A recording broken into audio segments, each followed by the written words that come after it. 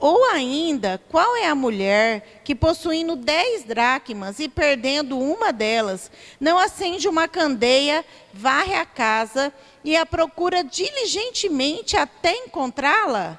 E tendo achado, reúne suas amigas e vizinhas e proclama: alegrai-vos comigo, porque agora achei minha dracma perdida. Eu vos asseguro que, de igual modo, há grande júbilo na presença dos anjos de Deus por um pecador que se arrepende. Amém? Essa é a parábola da dracma perdida. É o que o Senhor colocou no meu coração com o seguinte tema: tempo de restituir o que se perdeu. Tempo de restituir o que se perdeu. Aqui são 3 parábolas. Nesse capítulo 15, aqui Jesus fala 3 parábolas, né? A parábola da ovelha perdida, a parábola da dracma perdida e a parábola do filho pródigo. Todas essas 3 parábolas, elas estão no Evangelho de Lucas, capítulo 15. Então, uns falam, né, que é o capítulo dos achados e perdidos. Então, aqui, mas se você começar a ler no capítulo 15, versículo 1, fala que Jesus, ele estava ali ministrando uma palavra. Junto com Jesus estava os pecadores e os coletores de impostos. Em outras versões vai falar os publicanos, que eram judeus, mas que trabalhavam para o Império Romano. E eles estavam junto com Jesus, eles andavam com Jesus, porque Jesus não fazia acepção de pessoa, Jesus ele não concordava com o pecado da pessoa, mas ele não desfazia do pecador. Ele se unia, porque a palavra dele libertava o pecador. E ele fala na palavra dele que ele não veio para o justo, mas ele veio para os pecadores, para chamar eles ao arrependimento. Então aqui, esse capítulo começa falando que Jesus estava com eles. E, entretanto, no 2, ele fala assim: entretanto, os fariseus e os mestres da lei os censuravam, murmurando. Este saúda e ministra a pessoas desqualificadas e ainda partilha o pão com elas. Então ele falava que Jesus, ele ministrava, ou seja, Jesus pregava para os pecadores. Jesus pregava para o publicano. Sendo que naquela época, no templo, os fariseus, essas pessoas, ele não entrava no templo. No templo só entrava os judeus. Essas pessoas, elas não entravam no templo. Então eles estão falando assim, mas Jesus está se misturando, está pregando para eles, está ministrando para ele. Então Jesus entra com essas 3 parábolas. Essas 3 parábolas, nós sabemos que ela fala sobre a alegria de Deus quando um pecador se arrepende. O foco das 3 parábolas é falar que Deus, o Pai, se alegra, né? Quando uma ovelha que estava desgarrada, ali fala que o pastor deixou as 99 e foi atrás, e ele voltou com aquela ovelha se alegrando, significando o quê? Que havia uma alegria de achar aquele que estava perdido. Da dracma perdida é a mesma coisa. Esta mulher, ela tinha 10 moedas. A palavra fala que ela tinha 10 moedas, mas ela perdeu uma. E quando ela perdeu uma moeda, ela começou a varrer a casa, acendeu a candeia e procurou até encontrar. E é aqui que o Senhor quer falar comigo e com você. O que o Senhor começou a ministrar? Primeiro, se você for ver esse contexto aqui, Jesus, ele fala, ele entra com essa parábola aqui, falando da dracma, para incluir as mulheres no evangelho da reconciliação.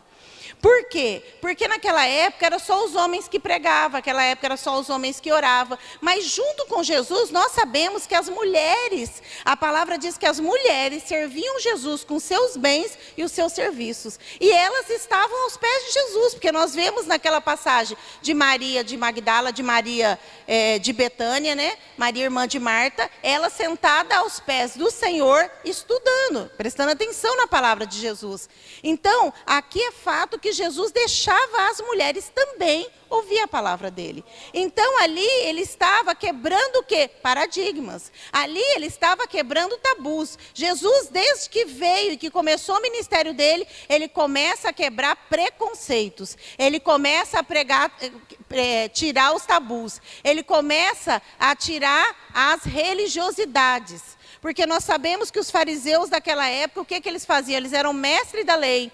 Só que em vez dele pôr as pessoas só para cumprir a lei, ele inventou muito mais lei, muito mais regras. Ali para se cumprir tudo o que eles queriam, esses pecadores que eles falam, não eram pessoas pecadores, eram pessoas que não estavam de acordo com as regras deles.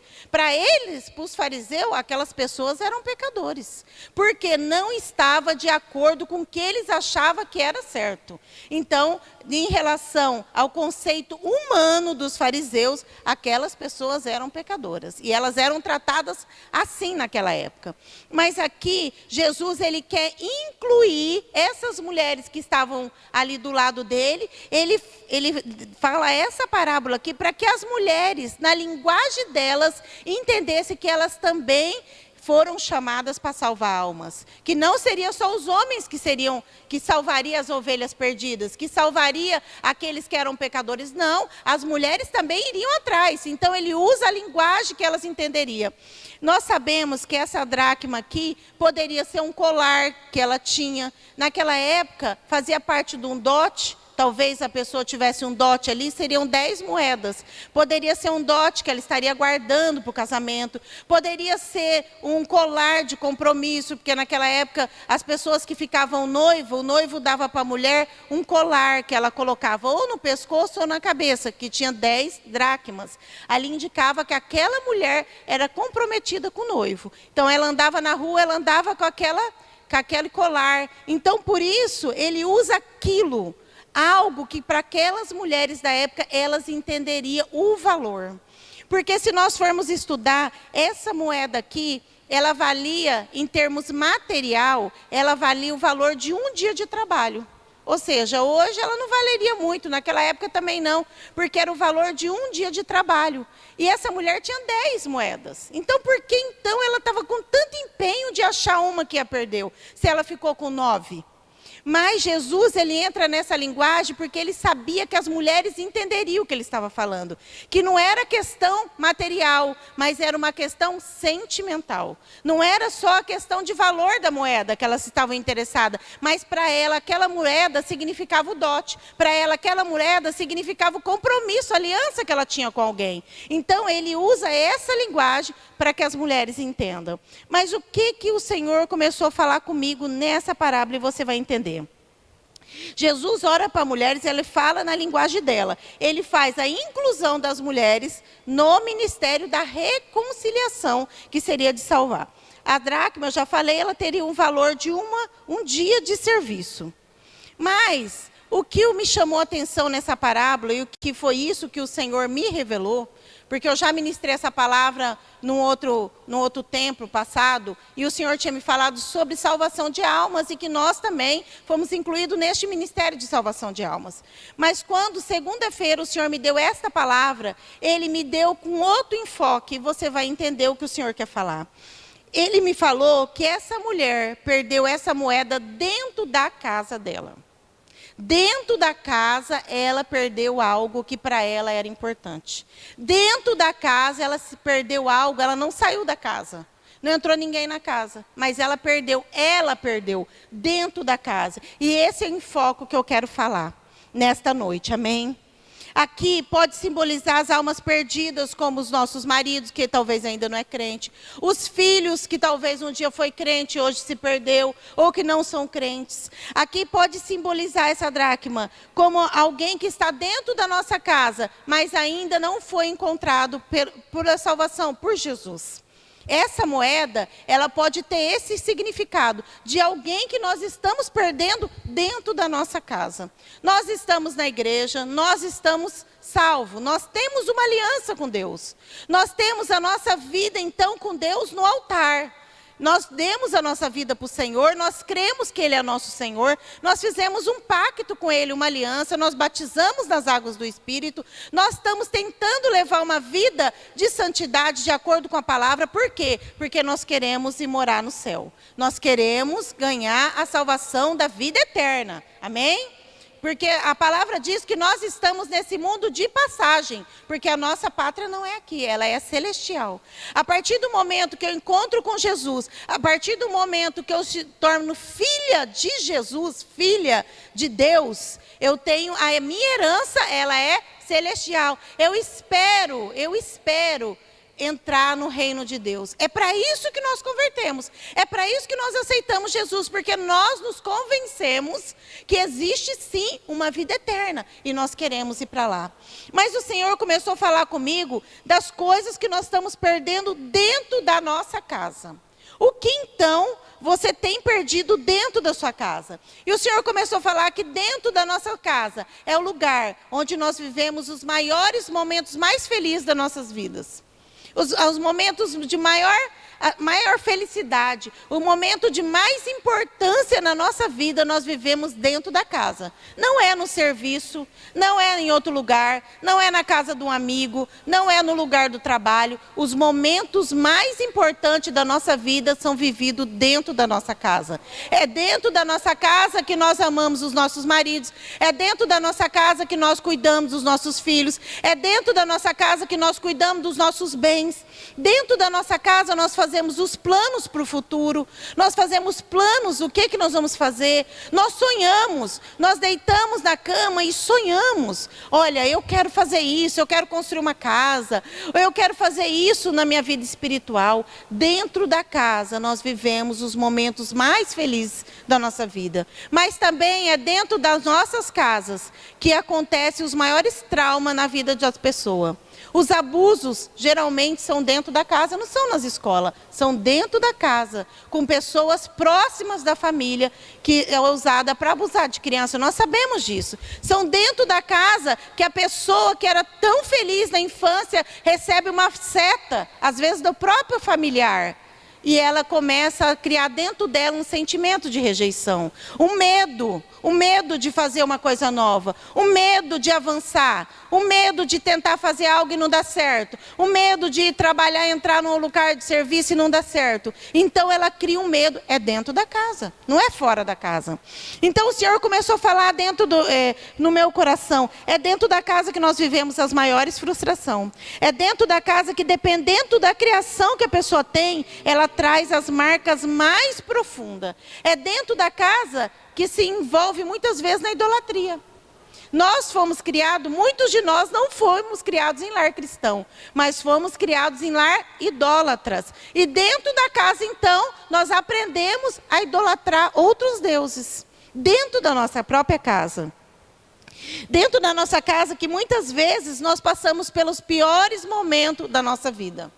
As maiores tristezas das pessoas, muitas vezes, não é no serviço. Muitas vezes não é nas amizades. É entre ela e o marido, é entre ela e um filho, é entre ela e um pai ou uma mãe. Ali existem os maiores traumas que a pessoa carrega uma vida inteira. E é sobre isso que o Senhor começou a falar no meu coração. O que você perdeu dentro da sua casa? O que você perdeu dentro da tua casa? O que você hoje não tem porque foi perdido dentro da tua casa? O que você não tem? Tem gente que fala assim, irmã, eu era tão alegre quando eu era criança, mas hoje eu não tenho mais alegria. Mas aonde você perdeu essa alegria? Em qual circunstância? E o Senhor quer falar conosco nessa noite. O Senhor, o Espírito Santo, falou muito comigo ontem e hoje nesta palavra. Que o Senhor quer que nós façamos uma trajetória de volta. E entenda aonde nós perdemos aquilo que nos está fazendo falta. Porque o Senhor começou a falar no meu coração, essa mulher podia muito bem continuar vivendo com as 9 moedas. E todo mundo que chegasse perto dela, ela falava assim, não, sabe o que é? Eu não tenho 10 moedas porque um dia eu perdi uma moeda. Mas essas 9 tá bom. E ela ia viver uma vida pela metade. Aquela alegria de ter as 10 moedas, até aquela alegria de ser completa naquela área, ela não teria mais. E o inimigo, ele tem entrado nas casas. O inimigo tem trabalhado muito para tirar aquilo que dá para a pessoa algo que completa. Aquilo que traz plenitude para a vida da pessoa. A palavra diz que nós viemos e nós servimos ao Senhor e Deus tem para nós uma vida de abundância. Em João 10:10 fala assim, que o inimigo veio para matar, roubar e destruir. Aí Jesus fala, mas eu vim para que tenha vida e vida em abundância.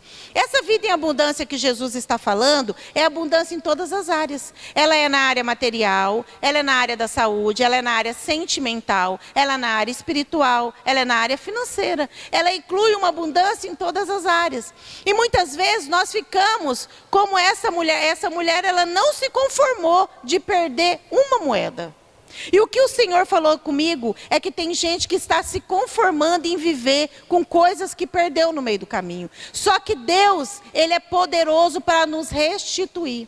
Deus, Ele é poderoso para nos restaurar. Ele é poderoso para aquilo que nós perdemos, Ele dá de novo na nossa vida. Porque Ele não quer que nós venhamos viver uma vida pelas metades. Amém? Você está entendendo?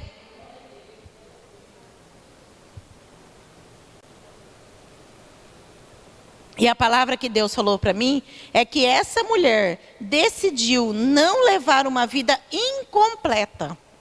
Incompleta. Estava faltando alguma coisa para ela e ela sabia que estava faltando. E não se conformou em continuar vivendo com esta falta. O que falta para mim eu sei. O que falta para você, você vai saber porque o Espírito Santo vai revelar. Porque o Senhor falou para mim, no meu coração hoje, que Ele vai trazer a nossa lembrança aquilo que está nos faltando. Ele vai trazer a nossa lembrança aquilo que nos faltou e Ele vai trazer o momento que nós perdemos aquilo, amém? Então essa mulher, ela decidiu diligentemente procurar aquilo que para ela era importante. Ela procurou com diligência, significa, ela procurou com perseverança. Ela perseverou procurando aquilo que para ela era importante. Sabe o que eu vejo nessa palavra diligentemente? Que nós temos que perseverar em não querer viver uma vida menos do que a vida que Deus tem para nós. Não querer viver uma vida pela metade. Não, sabe o que é? Você fala, não, irmã, tá tudo bem lá em casa. Olha, tá bem no meu casamento, tá bem nos meus filhos. Ah, minha parte financeira tá ruim, mas tá bom. Não, não tá bom. Se a parte financeira tá ruim, Jesus pode melhorar. Não, a minha parte financeira tá bom. O meu casamento tá bom, mas meus filhos tá dando trabalho. Mas tá bom assim, meu casamento tá bom. Não, não tá bom. O Senhor quer que a gente venha ser completo em todas as áreas da nossa vida, amém? Então, o Senhor começou a falar para mim que essa mulher, ela fez 3 passos para achar aquilo que ela perdeu. E sobre esses 3 passos eu quero ministrar nessa noite, para que você faça e você encontre aquilo que perdeu. Primeiro passo. Para que você restaurar o que foi perdido, é necessário, primeira coisa que Deus falou para mim, saber o que se perdeu e quando foi perdido. Saber o que se perdeu e quando foi perdido. Às vezes eu estou falando aqui e você está falando assim, não, eu não me lembro de nada não que eu perdi. Ah não, eu estou bem assim. Mas no decorrer desta palavra, o Senhor falou para mim, nós vamos fazer algumas orações. E nessas orações, eu não vou orar sozinha, tá? Vocês vão orar junto comigo. Porque vocês vão falar algo, vocês vão fazer uma oração para que o Espírito Santo traga a lembrança o que você perdeu. Você sabe por quê? Porque a palavra de Deus, ela nunca volta vazia. Quando Deus manda uma palavra, Ele também manda o poder de se cumprir a palavra que Ele mandou. E Ele vai fazer algo lindo sobre a tua vida. O que você perdeu dentro da sua casa e te faz falta? Traga a lembrança na sua vida. E o Espírito Santo começou a falar algumas coisas que eu marquei. Traz a lembrança sobre o seu casamento. Como ele era no princípio e como ele é agora. O que se perdeu nessa época? De quando você casou até hoje. Como o seu casamento era no princípio e o que ele é agora. O que se perdeu ao longo desse tempo? De repente você vai falar assim, ah, irmã, perdeu um pouco do amor, né? No começo era um amor, mas agora perdeu um pouco. Outras pessoas vão falar assim, lá na minha casa perdeu o respeito. No começo a gente se respeitava, mas agora não tem respeito mais. Outras pessoas vão falar, perdeu a cumplicidade.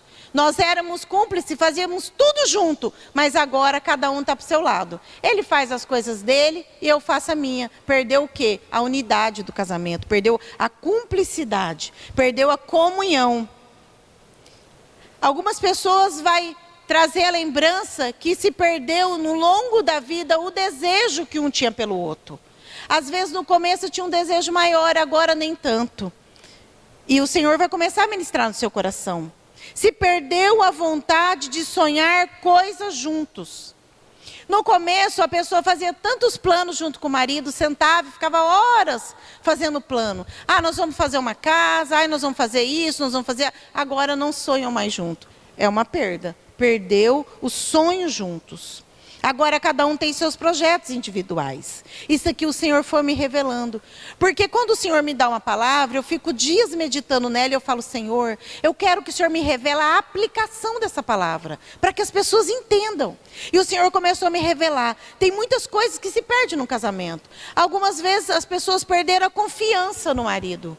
Ah, existiu um adultério, existiu uma traição, foi quebrada aquela confiança e a pessoa hoje não confia mais no marido. Está casado, mas não confia mais. Está casado, mas não crê mais que ele mudou. Está casado, mas perdeu a fé.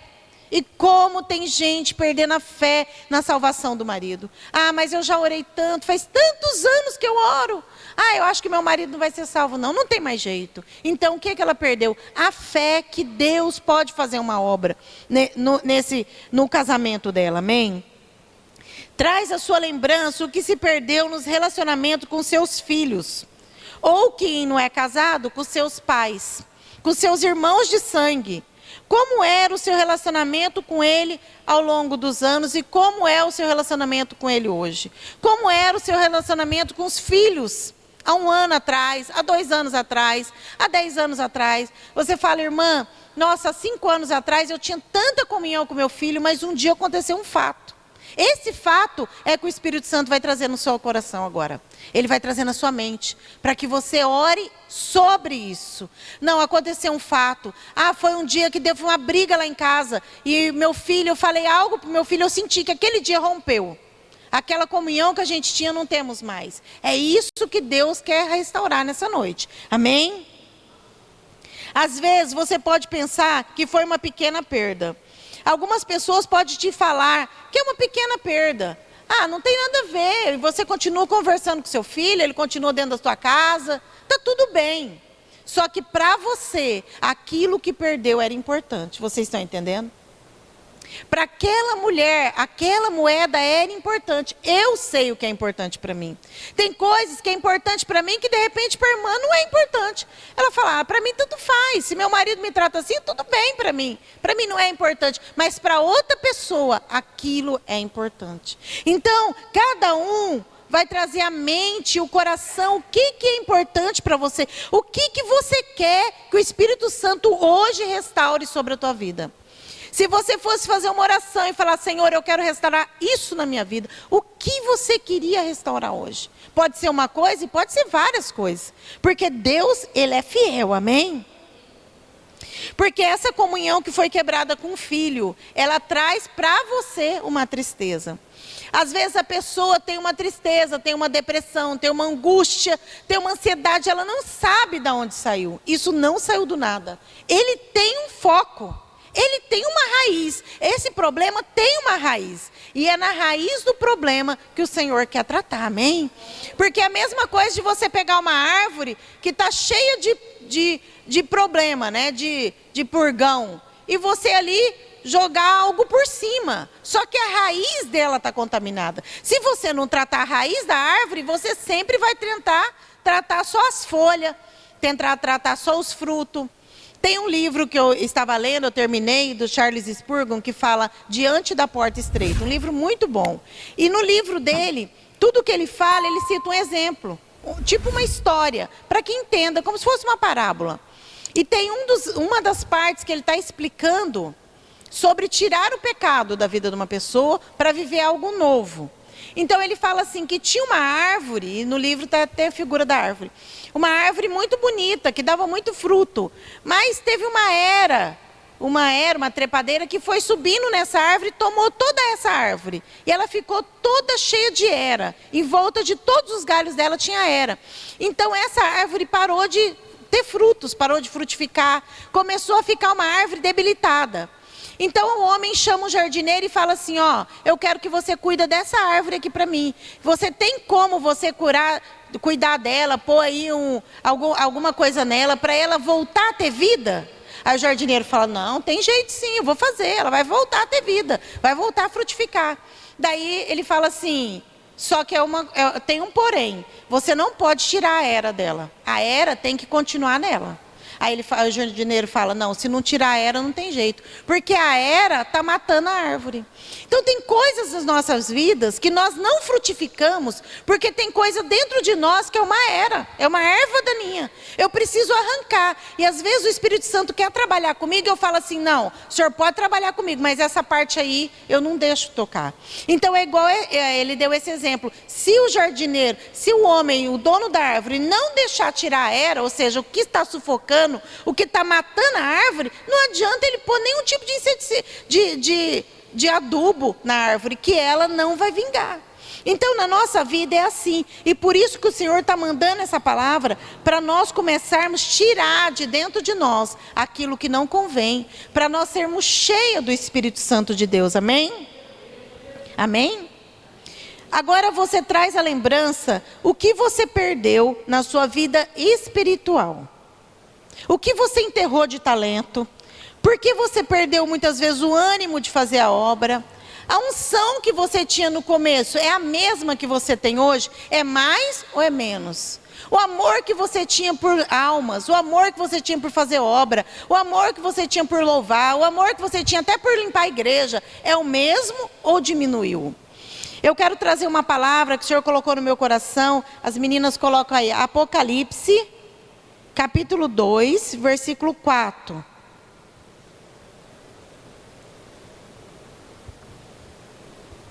Apocalipse 2, 4. Diz assim: contra você, porém, tenho isto. Você abandonou o seu primeiro amor.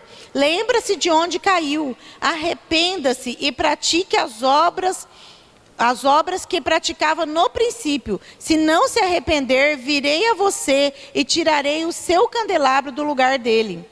Aqui é Jesus falando sobre a igreja de Éfeso. Era uma igreja boa, só que ele fala assim, contra você, contra a igreja. Eu tenho isso, que você abandonou o primeiro amor. E olha o que ele diz, lembra-se de onde caiu, arrependa-se e pratique as obras como no princípio. Eu quero que você traz a lembrança como era a sua vida espiritual quando você se converteu. Quando você se converteu, quando você batizou, quando você começou a fazer uma obra, como você era e como você é hoje. Tem pessoas que hoje estão muito mais avivadas do que era quando começou. Tem pessoas que estão muito mais avivadas. Só que tem pessoas que perderam o primeiro amor, como ele fala aqui. Que continuam vindo na igreja, que continuam cultuando, mas não quer mais fazer obra. Fala assim, mas sabe o que é? Eu tenho tantas coisas para fazer na minha casa. Eu tenho tantas coisas para fazer no meu serviço. Eu estou cansada. Eu não quero. Não tem o primeiro amor. Então, eu quero que você traz a lembrança agora da onde começou esse esfriamento. Onde? Qual foi o fato? De repente você fala assim, foi um dia que eu discuti com a irmã lá, fulana. Depois daquele dia, não quis mais mexer com obra. Não, foi um dia que eu ouvi uma palavra e não gostei. Foi um dia que eu assisti um filme e o filme me contagiou. Foi um dia que eu tive uma conversa e a conversa me contagiou. Algo aconteceu para esse esfriamento espiritual. E o Senhor quer que nós venhamos voltar lá. Olha o que ele fala para a igreja de Éfeso. Volta onde caiu e arrependa-te, para que você volte de novo. Quando eu estava preparando essa palavra, o Espírito Santo colocou um exemplo no meu coração para nós entendermos o que Deus quer falar. Ele falou para nós fazermos a trajetória, para a gente achar o que a gente perdeu, fazer a trajetória voltando. E o Espírito Santo começou a falar assim, é igual quando você está procurando uma chave do carro que você perdeu. Você chega na sua casa hoje, vamos supor, você vai sair para o culto e você está procurando a chave do carro. Você não acha a chave do carro. O que nós fazemos? Nós começamos a falar, não, mas última vez que eu usei o carro, eu entrei pela porta da cozinha, mas eu estava com as compras na mão, eu pus, deve estar lá na mesa. Então eu vou lá na mesa da cozinha para ver se a chave está lá. Essa trajetória que o Senhor quer que a gente volte, entendeu? Então pense na sua vida espiritual, como você era e como você é hoje. Amém? Noemi, nós sabemos que Noemi, no livro de Ruth, Noemi, quando ela sai de Belém e vai para Moabe, começa uma trajetória de dor e perda sobre a vida de Noemi. Mas um dia Noemi começou a fazer a trajetória de volta.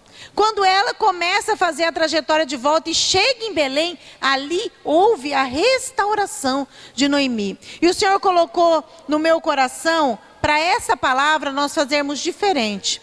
Eu falei a palavra até aqui, agora eu quero que você se coloque de pé. Não terminei a palavra, amém? Nós vamos fazer uma oração. Nós vamos fazer orações específicas, até pedir para a Isabela pôr um fundo. Eu quero que você faça a oração dessa parte específica que eu ministrei. O que você perdeu, você vai orar só nesse sentido, amém? O que você perdeu e quando você perdeu. Você vai pedir para o Espírito Santo te revelar, porque depois vai vir a cura sobre isso aí. Mas agora nós vamos orar o que você perdeu, amém? Fecha os teus olhos, coloca a mão no teu coração. Eu vou fazer uma oração. E você ore comigo. Senhor, meu Deus e meu Pai, Espírito Santo de Deus, o Senhor é aquele que vai lá no nosso coração. Que o Senhor vai lá na onde o homem não pode entrar. O Senhor vai lá onde às vezes nem nós mesmos não conseguimos ter acesso, porque nos fechamos nesse lugar. Espírito Santo, que o Senhor comece agora a revelar para a tua filha aquilo que ela perdeu. Aquilo que ela tinha, que era tão importante para ela, Senhor. E ela perdeu no longo dos tempos. Senhor, traga lembrança agora. Traga a lembrança agora da tua filha, Espírito Santo. Começa a trabalhar nos corações agora. Começa a trazer agora na mente da pessoa aonde ela perdeu algo tão valioso. Aonde ela perdeu talvez a autoestima, aonde ela perdeu a alegria de viver, aonde ela perdeu a alegria de estar dentro da casa dela, aonde ela perdeu a alegria de estar com os filhos, aonde ela perdeu a alegria de cozinhar para a família, aonde ela perdeu a alegria de estar dentro da casa dela, de arrumar a casa, de esperar o marido, aonde ela perdeu a alegria de estar com o marido, aonde ela perdeu a alegria de cultuar o Senhor, de fazer uma obra, de ganhar almas. Senhor, uma pessoa que era tão avivada, gostava de ganhar alma, o que aconteceu? Traz a nossa lembrança, Espírito Santo. É somente o Senhor que pode fazer isso. Eu ministro, Senhor, nessas vidas, Pai, que essas vidas vão trazer agora, Senhor, agora de dentro do coração, ó Pai. Pai, ainda que está trancado, Pai, ainda que essa pessoa trancou o coração dela, Pai, que o coração dela seja aberto nesta noite, ó Pai, para que a tua luz venha chegar neste coração, para que a tua cura venha chegar neste coração. Senhor, que ela não se conforme a viver faltando isso na vida dela, Pai. O Senhor tem uma vida para ela de plenitude, o Senhor tem uma vida de paz, o Senhor tem uma vida de alegria, o Senhor tem uma vida de amor, ó Pai. Senhor, que ela não aceite a viver por menos do que aquilo que o Senhor tem para ela. Espírito Santo, continua falando nos nossos corações. Continua trabalhando, Senhor, nos nossos corações nessa noite. Fala, se revela a nós nessa noite. Nós estamos totalmente com o nosso coração e a nossa mente aberta para o Senhor. É o que nós oramos nessa noite, em nome de Jesus. Pode estar sentada? Agora eu vou passar para o segundo passo, para que você entenda o que o Senhor quer fazer. Nesse primeiro passo nós oramos para que o Espírito Santo revele para nós o que nós perdemos. O segundo passo que essa mulher fez, ela acendeu a candeia. Ela acendeu a candeia. O que significa acender a candeia? Significa a luz de Jesus entrar dentro do nosso coração. A luz de Jesus entrar dentro da nossa casa. Aonde Jesus entra, a luz, Ele é a própria luz. Amém? Então eu quero que você abra lá sua Bíblia em Efésios 5. Efésios 5, versículo 5 também.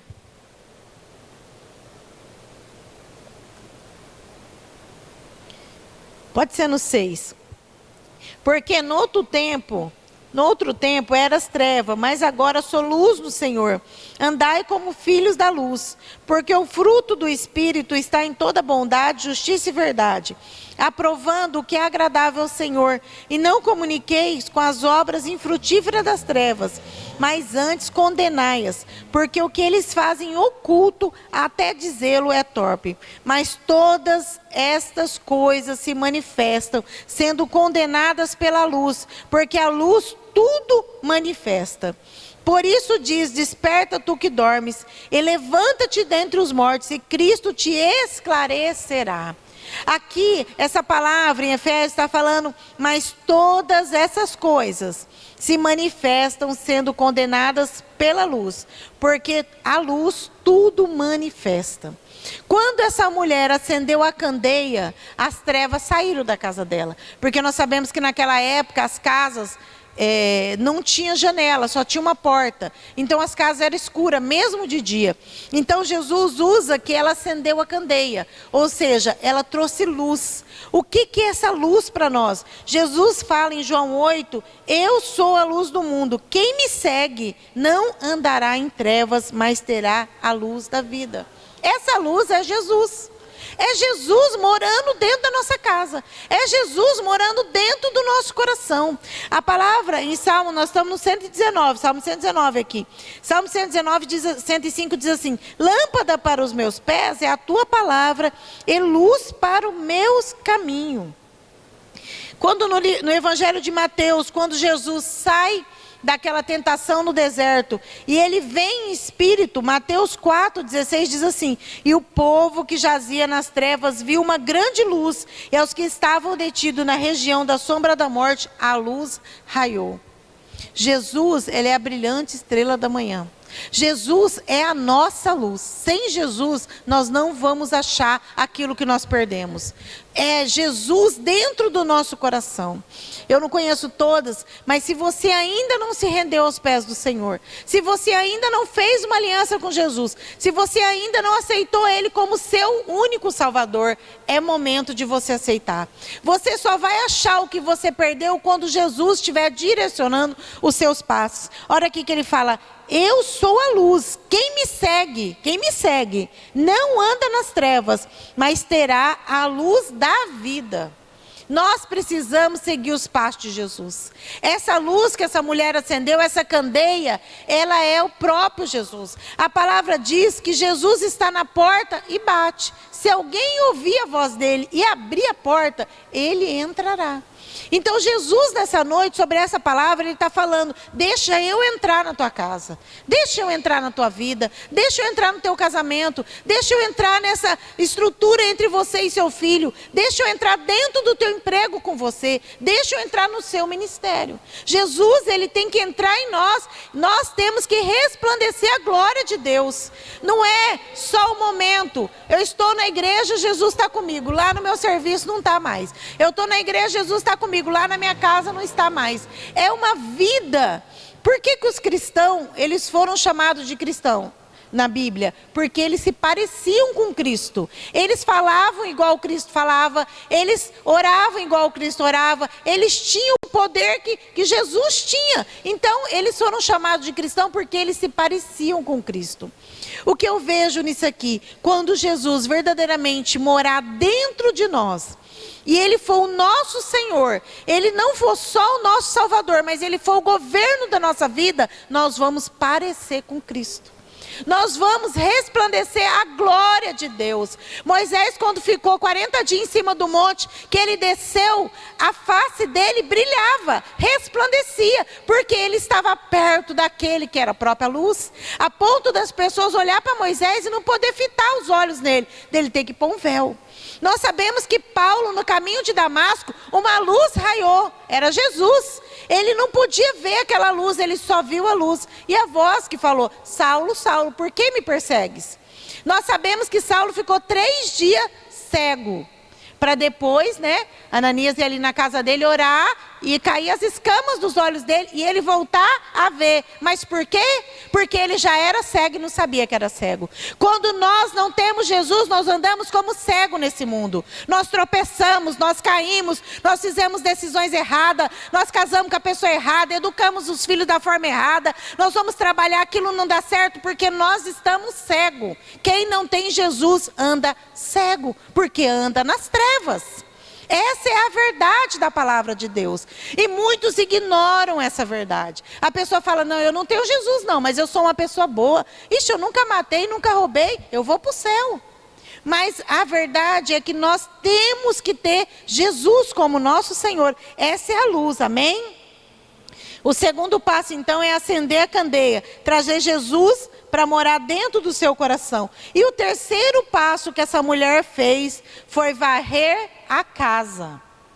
Ela varreu a casa. Ela tirou, então, quando eu varro, o que eu faço? Eu tiro toda a sujeira. Por exemplo, eu vou varrer lá em casa. Eu tiro toda a sujeira da casa. Para me varrer a casa, eu afasto a cama, eu afasto o sofá, e eu vou tirando toda a sujeira. Eu tiro o tapete. Eu tiro a sujeira que está embaixo do tapete. Muitas vezes nós colocamos coisas, embaixo do tapete, para ninguém ver. Esconde coisas ocultas. A luz de Jesus, quando ele brilha dentro de uma casa, tudo que é oculto vem às claras. Vem à tona. É necessário vir à tona. É necessário vir muitas coisas à tona para elas serem trabalhadas e curadas. Pastor Júlio pregou uma palavra ontem aqui e ele falou que a pessoa tinha que liberar o perdão. Tinha que liberar o perdão, tinha que voltar lá onde ofendeu a pessoa e liberar o perdão para depois continuar a trajetória. Então aqui, limpar a casa significa nós limpar o porão da nossa alma. Nós limpar o nosso interior, limpar o nosso coração. Mas por que eu preciso limpar o meu coração? Presta atenção nesse versículo aqui, ó. Salmo 24, versículo 3, diz assim: quem poderá subir ao monte do Senhor? Quem poderá entrar no seu lugar santo? Aquele que tem as mãos limpas e o coração puro. Porque se eu não tiver o meu coração puro, eu simplesmente não entrarei ao santo do santo. Eu não entrarei no lugar santo. Ou seja, eu não entrarei no reino dos céus. Olha o que diz Mateus 5. Jesus falando, bem-aventurado os puros de coração, pois verão a Deus.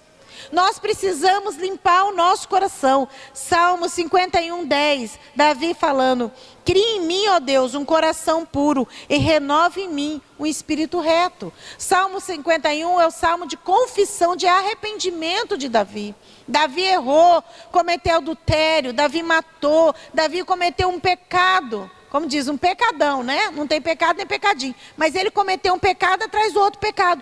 Mas ele se arrependeu. E ele faz essa oração, cria em mim, ó Deus, um coração puro e renova em mim um espírito reto. Ou seja, purifica o meu coração e faz com que eu seja reto. Ou seja, eu ando em retidão perante ao Senhor. Amém? 1 Pedro, capítulo 2, versículo 9, diz assim: vocês, porém, são uma geração eleita, um sacerdócio real, nação santa, povo exclusivo de propriedade de Deus, para anunciar as grandezas daqueles que o chamou das trevas para a maravilhosa luz. Nós fomos chamados para tirar as pessoas das trevas. Nós fomos chamados para que a luz que brilhe dentro de nós, aonde nós chegarmos, as trevas batem em retirada. E a luz que sai de nós converta as pessoas. A luz que sai de nós traga luz para a casa das pessoas. Amém? Efésios 4, versículo 22, diz assim: quanto ao trato passado, vos despojei do velho homem, que se corrompe pela concupiscência do engano, e vos renovei no espírito da vossa mente, e vos revistai do novo homem, que segundo Deus é criado em verdadeira justiça e santidade. Efésios fala que nós temos que nos despojar, ou seja, tirar o velho homem de nós e nos revestir do novo homem. Amém? Então nós temos que tirar tudo aquilo que não convém do nosso coração. Tudo aquilo. E quando você limpa a sua casa, você limpa, você pega a pá, coloca dentro do saco de lixo e você joga lá fora o lixo. Assim que nós temos que fazer dia após dia com o nosso coração. Uma vez a Damiana estava em casa e ela falou assim, que lá em casa eu faço assim. Todas as vezes que eu vou tirar o lixo, eu tiro o lixo, e quando eu vou pôr lá na lixeira, eu falo, Jesus, assim como eu estou pondo esse lixo nessa lixeira, se tiver alguma coisa que está me contaminando dentro do meu coração, eu quero que o Senhor tire e joga fora.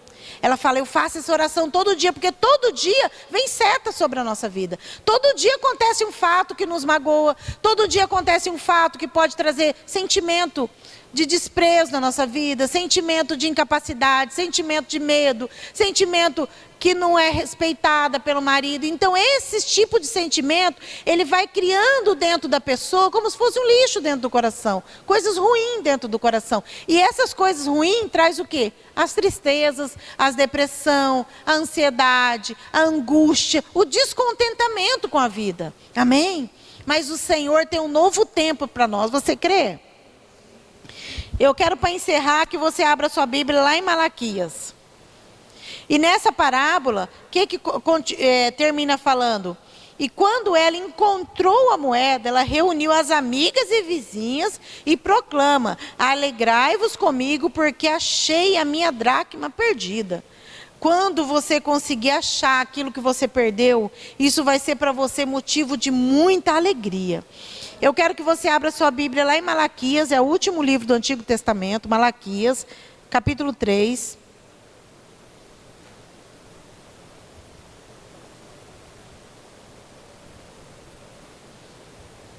No 14. Diz assim: tens comentado que é inútil servir a Deus e murmuram. Que vantagem temos tido por termos cuidados em obedecer aos preceitos de Deus e por ficarmos orando e lamentando perante o Eterno do Exército? Por causa disso, estamos achando que os arrogantes é que são felizes, porque prosperam os que praticam o mal. Essas pessoas vivem desafiando a Deus e nada lhes acontece e escapam ilesas. Então, aconteceu que aqueles que ainda temiam a Yahvé conversaram uns com os outros, e o Senhor ouviu as suas orações com atenção. E diante de Deus foram escritos num livro todos os nomes dos que amavam reverentemente a Deus, como memorial acerca dos que temiam Yahvé e honravam o seu nome.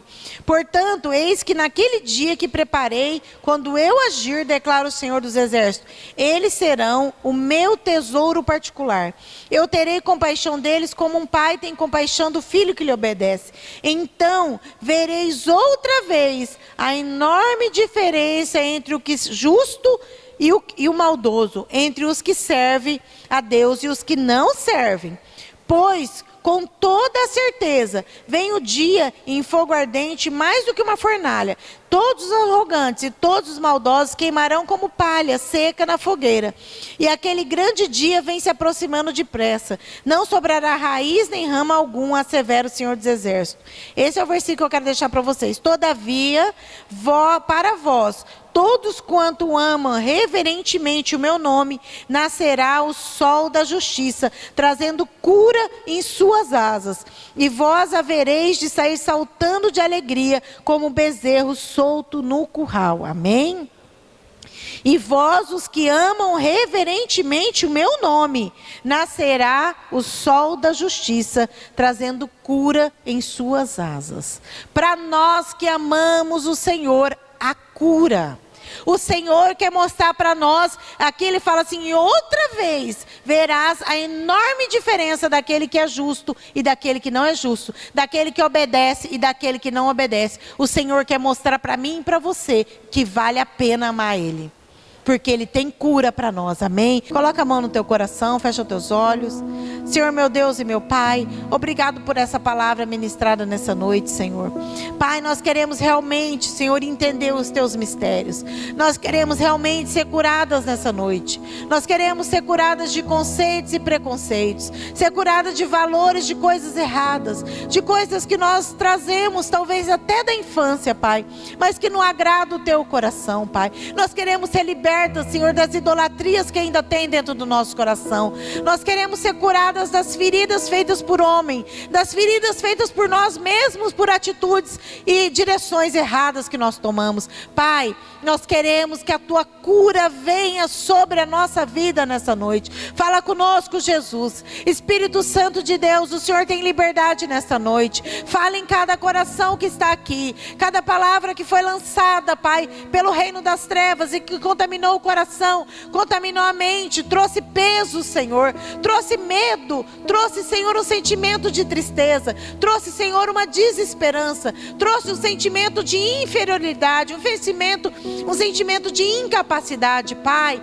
arranca de dentro dos nossos corações. Nós queremos viver tudo que o Senhor tem para nós, porque nós te amamos, Pai. E a tua palavra diz que aqueles que te amam, nascerá sobre a vida deles o sol da justiça, trazendo salvação, Senhor, nas suas asas, Pai, trazendo cura nas tuas asas. Senhor, meu Deus e meu Pai, que a tua cura venha, Senhor, sobre as nossas vidas nessa noite, que cada um que está aqui seja tocada pelo teu Espírito Santo, seja curada pelo Senhor, seja ministrada em cada área que é necessário pelo Senhor, é o que eu te peço, em nome de Jesus.